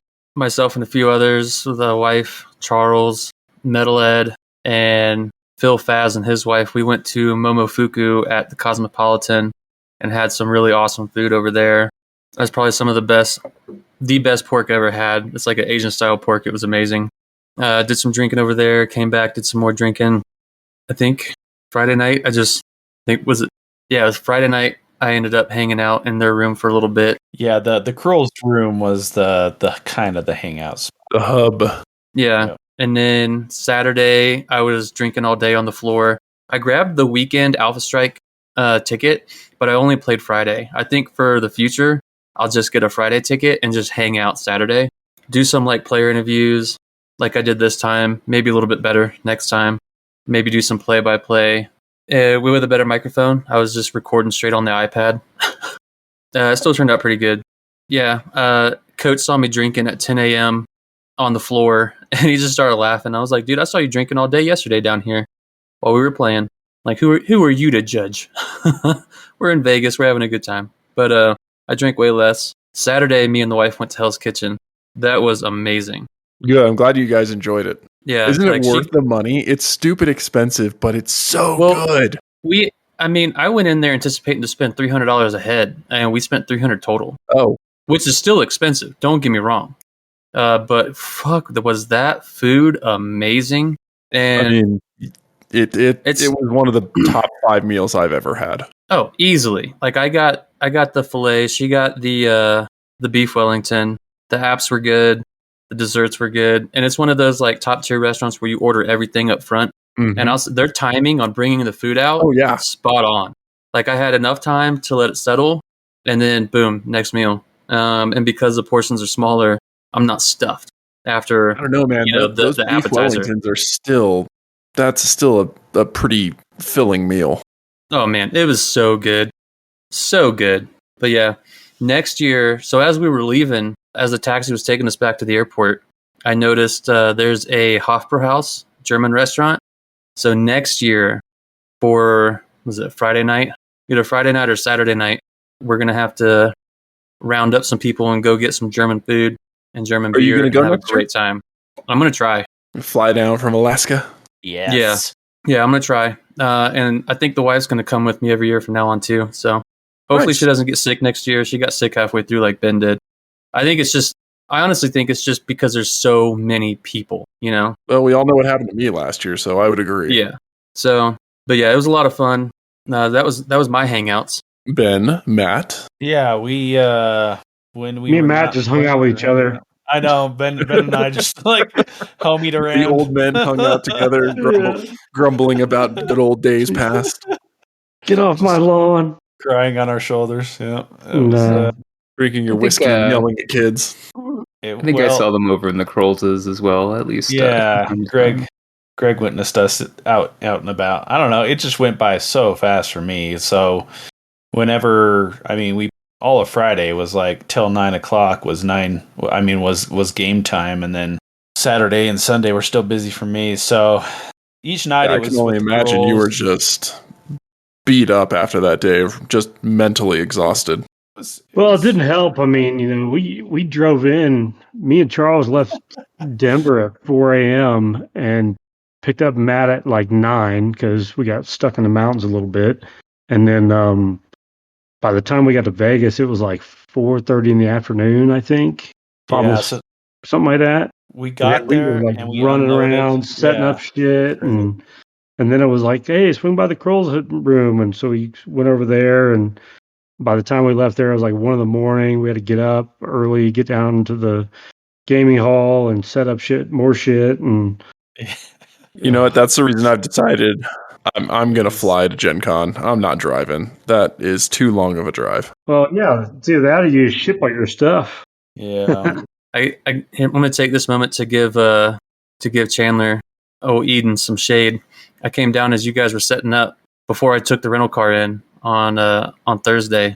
Chandler's down there helping set up, and I was like, "Hey, what's up, dude?" And he's like, "Hey, who are you again?" I'm like, "Are you kidding me, dude? We've been playing MechWarrior online every night on like every Friday for the last 2 months. You don't recognize my voice. hilarious. I've always got the stream going on my camera. So like, mad shade to you, Chandler. Well, if we're going to throw shade at Chandler, you should know on the BattleTech Campaign for a Day quiz, I scored 14 out of 15 points. So, and I answered it in about 2 minutes. Well, I think that was At the least I average. avenged all these thank petty you to slights for Chandler. you. Thank you to Chandler. Chandler did a great job helping us out. Get ready for the Alpha Strike thing. His So- mind was elsewhere when that was Yeah. happening. Exactly. Greg got to hang out with ourselves and the Cruels and some of the crew, so he got to experience some of LVO at its finest. Yeah, Maybe. even with that altitude advantage, I really do not know how people keep up with them, particularly how late they were. You going most of you those guys, nights. obviously, Brute wasn't there this year, was he? No. Yeah. You want to talk about a man who can throw back? That man is a well. A well-hydrated machine. Yes. Yes. Last year was he is a partier. Well, I will say, we good time was had by all at LVO from all the people that I've talked to. I kind of did like a survey afterwards, and a lot of just everyone really grateful, and most people planning on coming back next year. And I think we've got a lot of kind of good recommendations on how to improve things, how to improve the kind of the social side of things as well. And so we're looking forward. I mean, we had like the Catalyst booth. We even had a Catalyst booth this time. But we're looking to even improve like the kind of the connection between us and the Catalyst booth and things like that. So I think, LVO was fun. We're looking to have even a better time next year. So Well, that leads us into our last topic for LVO, which was overall thoughts and would you go back next year? Greg, go first. All right. Yes, I will certainly be planning on going again next year. I have actually been to LVO once before, but it was on the 40K champ side. And to me, that's the kind of thing you do once to experience it. And then unless you really, really love that style of like a 6-8 round Swiss grind over multiple days for multiple hours at a time, it is just so much if you are not seriously in competition to win. So I'm not sure I would do that again, but I really did enjoy the variety of the events and the timing of the events, what you're able to get in. So absolutely would want to do that again. Don't ask Ben. He's still bitter about the drives. About the what? The About drive? the drives. Oh, well, it's, Yeah. it is- Only the- $200 to fly Frontier. yeah, but how Well- much is it going to cost to ship all that crap out there? Yeah, we had to haul Well, that's everything. true. We had to take all the terrain from you and Mike. Don't even and- try and put that on me. You guys asked me for that. That's on Well, you. Where else are we going to get it? Buy it when we get there? You could have shipped it. Oh, And man. how much is that going to cost Yeah. compared to a plane ticket? Are we talking efficiency? Oh, well, what are you talking about? You could have definitely just put it underneath the plane. Well, You're a Frontier, vet, that not a costs vet. No, you're a vet. You get 2 free bags at Frontier. Anyhow. Okay, so what if I just don't wear my clothes? How? Never mind. Did you enjoy yourself? I got man? nothing. Yeah, it was a good time, man. It was my second LVO, so it's it's Vegas. I Yeah. try not to get too deep into Vegas stuff because it's just ugh.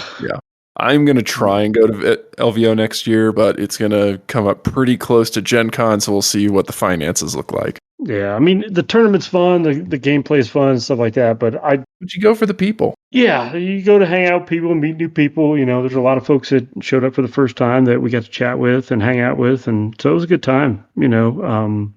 From a You know what we LVO could perspective. Try and do. We could look at getting in with the Rocky Mountain Open and Yeah, we gotta talk run an about Alpha that, Strike too. tournament there. And then We'll that way discuss we're that here in later. Denver. Yeah. Yeah, we'll discuss that later. Yeah, We have That's some all.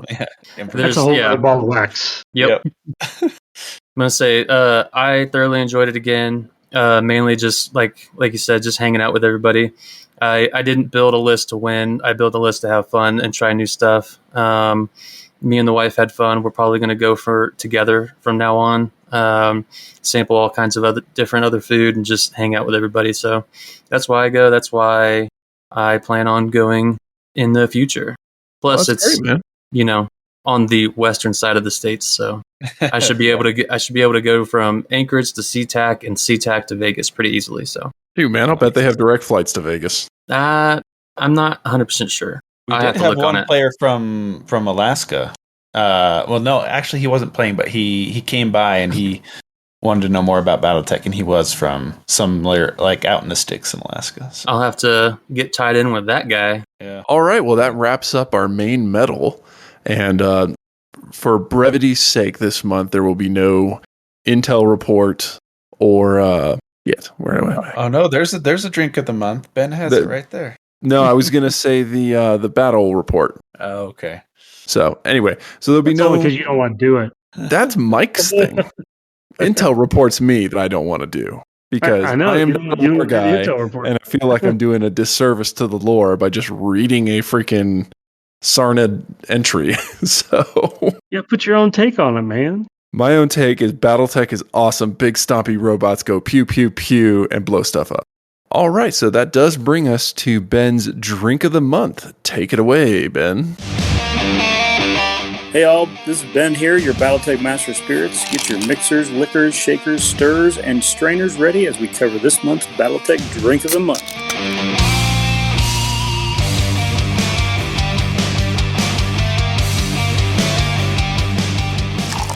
All right, this month's drink of the month is water. Drink water. Drink a lot of water. Quality H2O. Does Yeah. it mean Drink that, water. The Sarna concoctions got too unpalatable to continue, or you just need No, a it's break? or- just I needed a break this month after Vegas. Too many and, sardine shooters. I mean, I spent all day Saturday and Sunday just drinking water at Vegas, and most of Friday because Yeah. felt like crap. So, drink water, fellas and ladies, and everybody. Drink water. Woo. It True does your body words. good. True words. That's your drink of the month.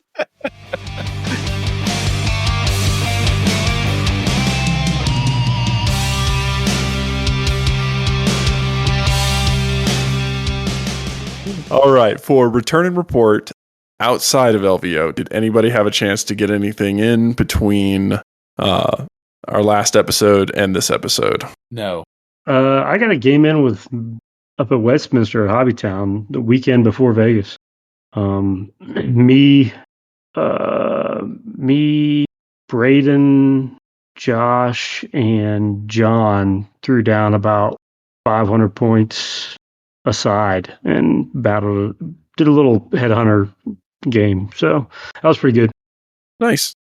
For me, all I've gotten done is putting a bunch of metal minis together and starting to paint them. I haven't had a chance with work to go out and actually play. But it's also only been like 3 weeks since our last recording, so... And I think that's it for return and report. Everybody's just kind of shaking their heads in the screen. All right, so that takes us into our upcoming action. And like we touched on last month, Genghis Khan is just around the corner, and that is coming up on February 15th to the 18th in Denver, Colorado. And it will be at the... It's at the Aurora. What's the hotel? It's the Hilton. It's the Aurora Hyatt Convention Center. Hyatt. There we go. And for what we will be having for BattleTech is a few more events were added. When we talked last time, there were only, I believe, 4 events. There were 3 of the Outworld Wastes being hosted by Jeremy and the Alpha Strike tournament. Now we have 6 Outworld Wastes events, a BattleTech Brouhaha, which I believe is just a melee event. I haven't had a chance to look into it too deeply yet. And then there is just a general BattleTech event. They're happening all across the weekend on Friday, Saturday, and a couple on Sunday. Those extra events were added so that there were going to be opportunities for folks to get into the Outworld Wastes, which as of 3 weeks ago had all sold out. But now there are plenty of tickets available for the Alpha Strike 350 tournament. We have 11 spots left open, so if you're really considering coming out to Genghis Khan, please do. We will be running the new errata from Wolfnet, so take that into consideration. Shoot us the lists on the Valhalla Club email, and we'll get them validated and get them ready. There is a slight typo on the rules packet versus the actual event posting. One says to submit your list 2 weeks prior. The other says the 14th, which is the day before the event. I am fine with that. I will validate your list. Just don't send it to me at midnight, because then I'm going to have to check it first thing in the morning. And if it's wrong or you have to make changes, it's going to be a bad time for everybody. So please send me your lists early. I will check them. When you get the email back, it's going to say Mike, because Mike made the email address, but it is one of us that is going to be responding to you. We look forward to seeing everybody out there. It's going to be a great time. It was last year. Come out and have a good time and play some BattleTech, meet some new people. It's one of the few local cons that we have here in Denver, and it is a good time. So we will look forward to seeing all of you, and that is the upcoming events for February. And straight from the front lines of LVO, we have our reporter who knows the most, is the most, and talks to people the most, Mike Sage, interviewing the LVO contestants on the ground. Take it away, Mike.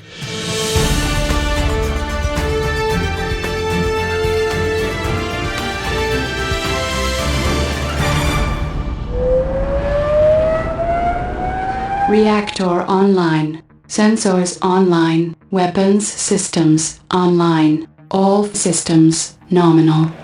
Okay. I don't know how good the audio quality is. Okay. Because it's on an iPad. Yeah, it's loud as shit in here. Yeah, it is. There's a lot of background noise. Yeah. All right. So, what's your name and or call sign? Brett. Brett? Yeah. Brent or Brett? Brett. No, Brett? no N. Yeah. Okay. Brett. So, what's your favorite faction? House Curita. House Curita. Ooh. Why is House Curita your favorite faction? I like their sense of honor. Okay. But then how Theodore Curita transformed them into being able to fight in a more open way as well. Okay, I respect that. And what has been your favorite moment so far from Las Vegas Open? Gosh, headshotting a man of war, I think. Ooh. Yeah. Was it a brand new, super fresh? I wish it had been, but unfortunately it was not. A headshot's a headshot. Yeah, exactly. I had one this week as well, and I think it was my first headshot in a year, so it feels super good. Yeah. And I was losing badly, and I still ended up losing. It was the best moment of that game. A headshot is a headshot. Exactly. All right. Well, hell yeah, Brett. Thanks for the interview. Yeah, thank you. All right. Alrighty, what is your name or call sign? Name's Sam, call sign is Hanger Queen. Alrighty, what is your favorite faction? Magistracy of Canopus. Ooh, first of the night so far. What is your favorite moment thus far from LVO? So far, probably doubles tourney. We did a test of the Wolfnet's new hot drop scenario. The hot drop looks very intriguing. It was crazy. I've never played anything like that before. It's rad.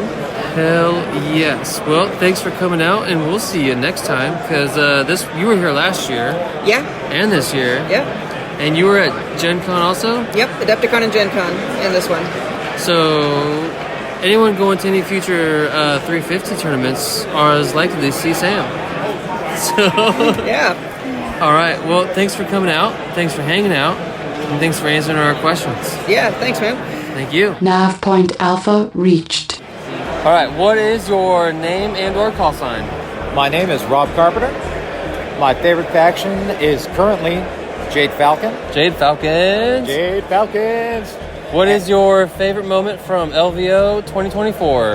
It would have to be my final game of the tournament yesterday, where it came down to only one pip left on everything on the table, and it was King of the Hill, and it came down to the last second of the last turn.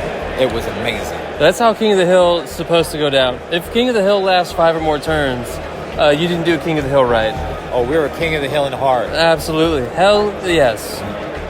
All right. Well, thanks for your story and interview. Thanks. My pleasure. I love you guys on the podcast. Thanks, brother. Alrighty, what is your name and or call sign? My call sign's Pie Guy. All right, what's your favorite faction? The Honorable House Steiner. Steiner, yeah. What is your favorite moment thus far from LVO? I had a moment where during the tournament came down to the wire between 2 units in a headhunter match. No one was getting to the tokens. It was just back and forth slugging match. I brought a Mackie first generation, and he just was a meat brick that survived to the end and gave me the victory. Outstanding.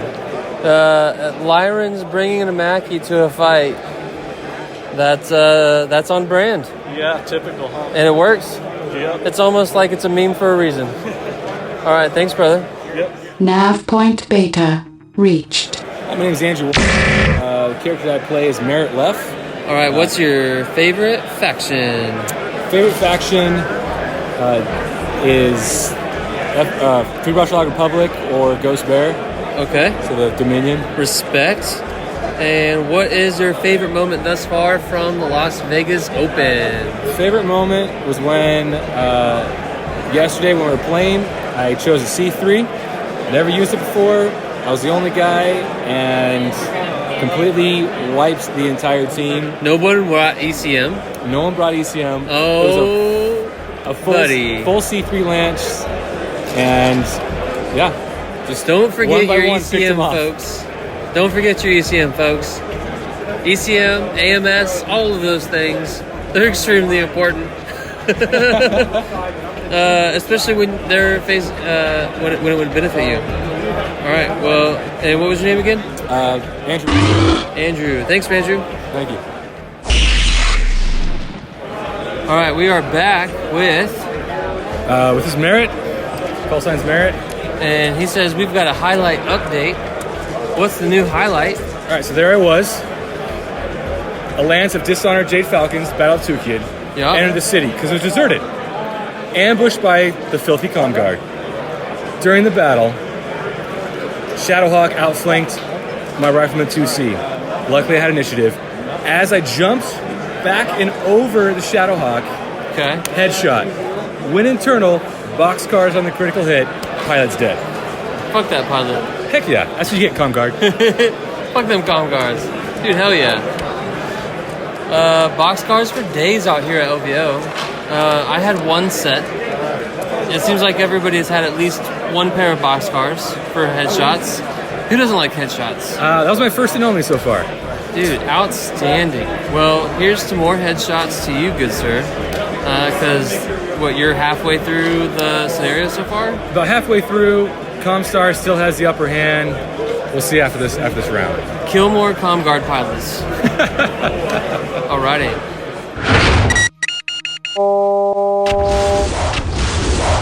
Alrighty. What's your name and call sign? Kyle Kurtz, Pirate. Alrighty. What is your favorite faction? Torian Concordat. Okay. Ooh, this is the first Torian of the day. What's your favorite moment from LVO 2024 thus far? I got the award for taking the worst mechs possible. Worst mechs possible? What were those mechs, might I ask? Warhammer, Shadowhawk, real garbage stuff. Well, depending on who you ask, those are classics and not garbage. Classics, true, but when you're Ill Clan and you're running those. Ooh, Ill Clan era, there it is. Alrighty. Well, have you had a good time? Yeah, I love it.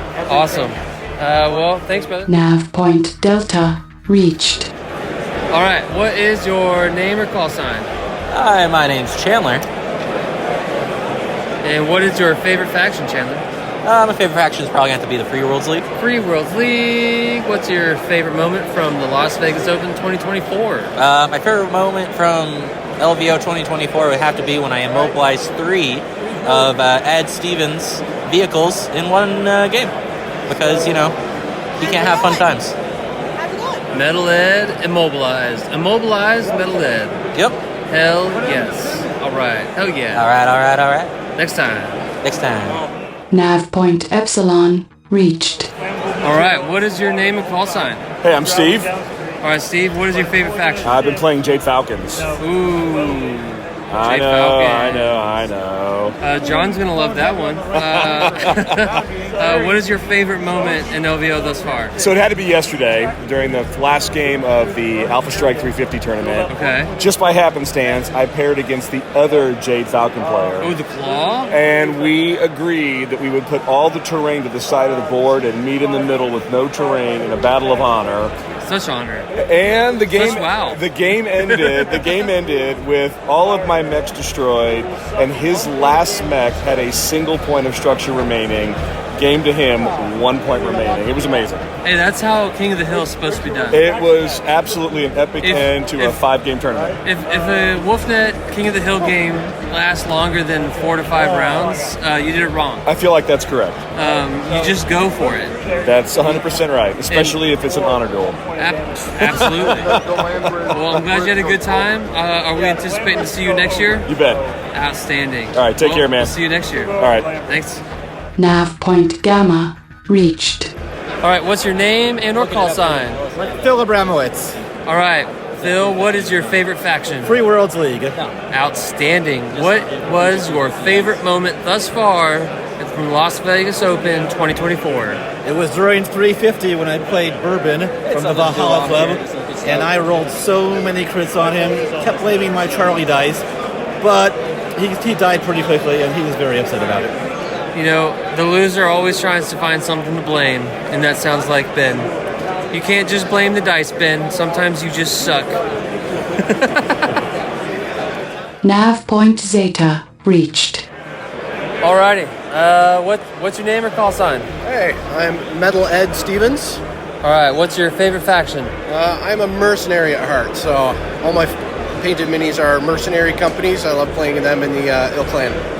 Oh, Ill Clan. Any specific mercenary company? I made my own mercenary company, Battle Axe Company. It's a combined arms company that sells itself to other factions that have too many mechs and not enough tanks. Sounds like they need some dice with axes on the 6s. What's your favorite moment from the Las Vegas Open 2024? I'm going to have to go with when Gideon handed me the war criminal certificate. Ooh. So you were you were the serial killer this year. Yeah, so over 5 rounds of battle, I played against 1,000 points worth of enemy units, and I left 120 on the table. I destroyed 880. That's disgusting, and I love it. I have problems. Thanks, brother. Thank you. Target destroyed. Mission objectives complete.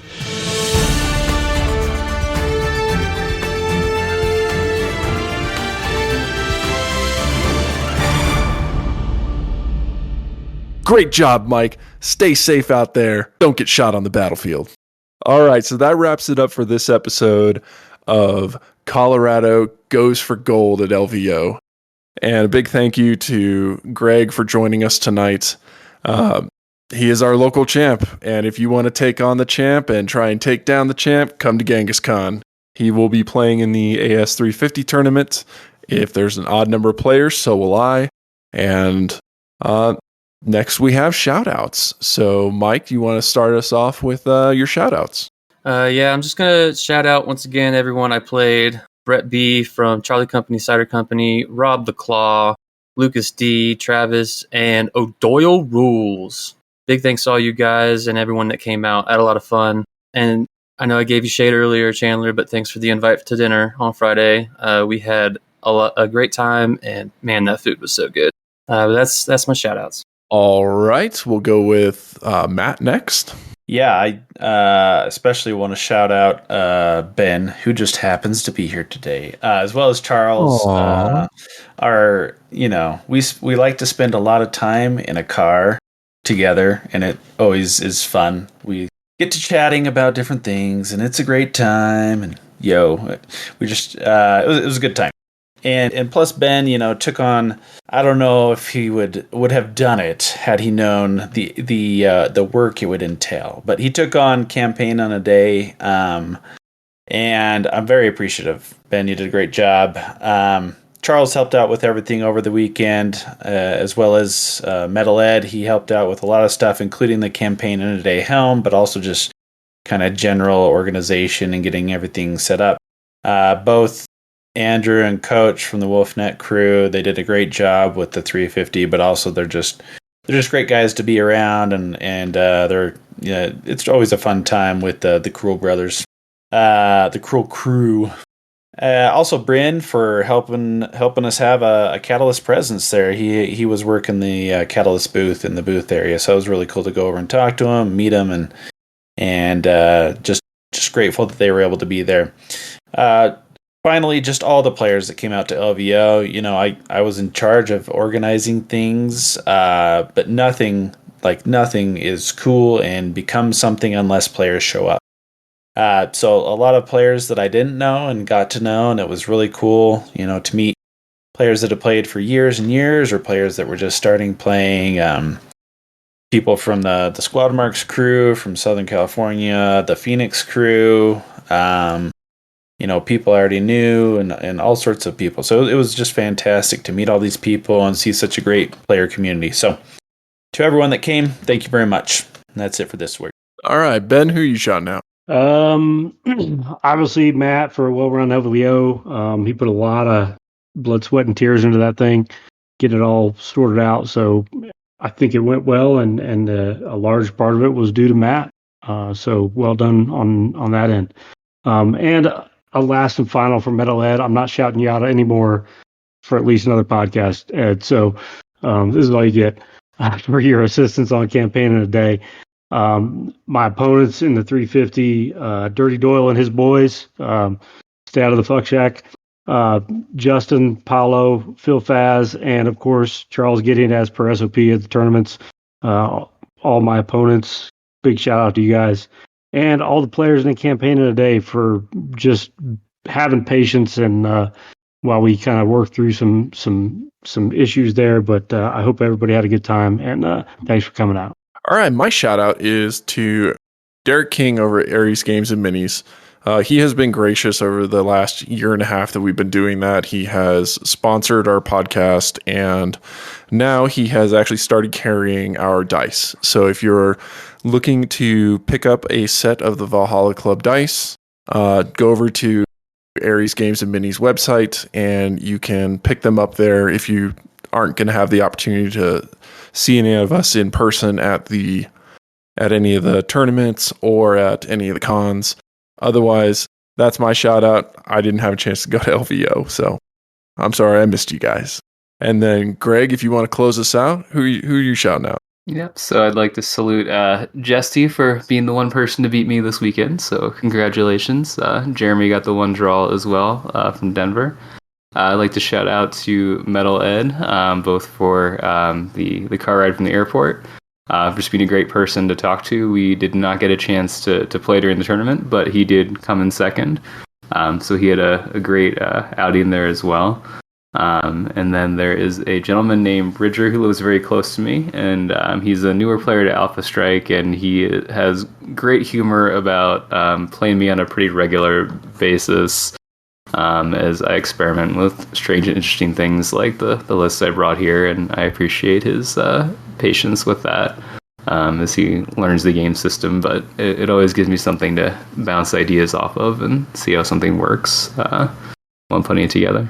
And I did tell Derek jokingly that since I am a longtime customer of his, he needs to do some posts about how the Clan House Horses, War Machine, and LVO championships are powered by Ares. So see if that's probably true. At least awesome. All the last minute mini needs of many BattleTech players. Your friendly like neighborhood arms dealer. Pretty much.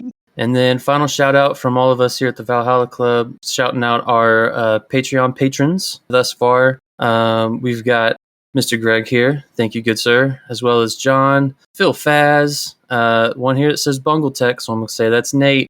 Thanks to all our patrons. It definitely helps out. We really appreciate it. But yeah, while I'm at NTC for the next 3 weeks and I have a lot of downtime, maybe I'll start planning this thing out a little bit better. So dev it out. But yeah, thanks to all y'all. We expect a full con-op PowerPoint presentation and briefing. Denied. Thank you, everyone. Last call, everybody. Thank you for joining us. Last call. Last call. Thanks for joining us today in the Valhalla Club. If you'd like to hang out with us and many other BattleTech podcasters, then be sure to join our Discord. Link is in the description. Special thanks to our sponsor, Ares Games and Miniatures.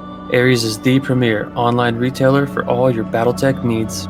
If you would like to support the show, you can find us at patreon.com/The Valhalla Club. If you have any comments, please feel free to send an email to thevalhallaclub@outlook.com. Until next time, mech fans.